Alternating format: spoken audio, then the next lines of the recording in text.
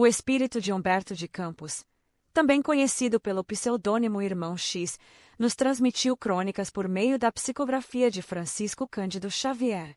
Essas crônicas incluem histórias da vida terrena e suas consequências na dimensão espiritual após a morte do corpo físico. São ensinamentos baseados nas leis naturais de Deus. Lição 23. Eles viverão. 11 anos após a crucificação do Mestre, Tiago, o pregador, filho de Zebedeu, foi violentamente arrebatado por esbirros do Sinédrio, em Jerusalém, a fim de responder a processo infamante.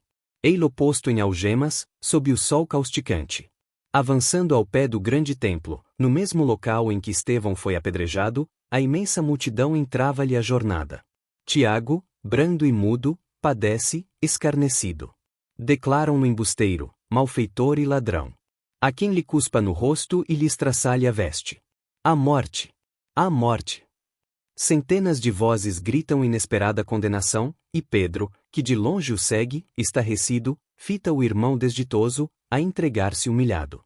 O antigo pescador e aprendiz de Jesus é atado a grande poste, ali mesmo, sob a alegação de que Herodes lhe havia decretado a pena. Legionários do povo o trespassam pela espada, enquanto a turba estranha lhe apedreja os despojos. Simão chora, sozinho, ao contemplar-lhe os restos, voltando, logo após, para o seu humilde refúgio. Depois de algumas horas, veio a noite envolvente acalentar-lhe o pranto. Pedro inquire o céu imenso, orando com fervor: por que a tempestade? Por que a infâmia soez? O pobre amigo morto era justo e leal. Incapaz de banir a ideia de vingança, Pedro lembra os algozes em revolta suprema. Como desejaria ouvir o mestre agora? Que diria Jesus do terrível sucesso?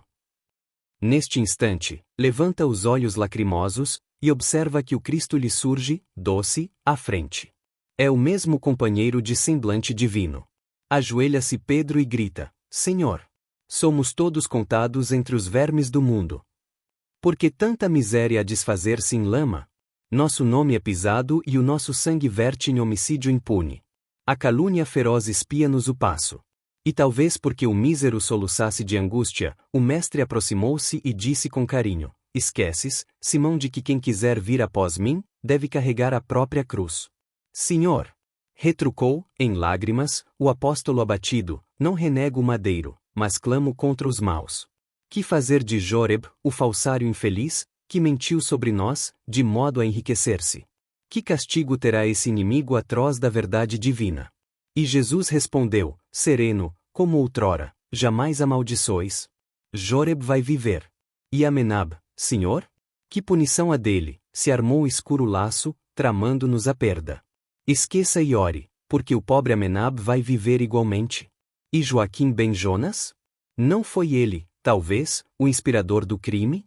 O carrasco sem fé que a todos atraiçoa? Com que horrenda aflição pagará seus delitos? Foge de condenar, Joaquim também vai viver. E Amós, o falso Amós, que ganhou por vender-nos. Ouvidemos Amós, porque Amós vai viver. E Herodes, o rei vil, que nos condena à morte, fingindo ignorar que servimos a Deus? Então, Jesus, sem turvar os olhos generosos, explicou simplesmente. Repito, outra vez, que quem fere, ante a lei será também ferido. A quem pratica o mal, chega o horror do remorso. E o remorso voraz possui bastante fel para amargar a vida. Nunca te vingues, Pedro, porque os maus viverão e basta-lhes viver para encontrarem a dor da sentença cruel que lavraram contra si mesmos. Simão baixou a face banhada de pranto, mas a ergueu em seguida, para nova indagação. O Senhor, entretanto, já não mais ali estava. Na laje do chão só havia o silêncio que o luar renascente adornava de luz. Se você gostou, deixe o seu like e se inscreva no canal.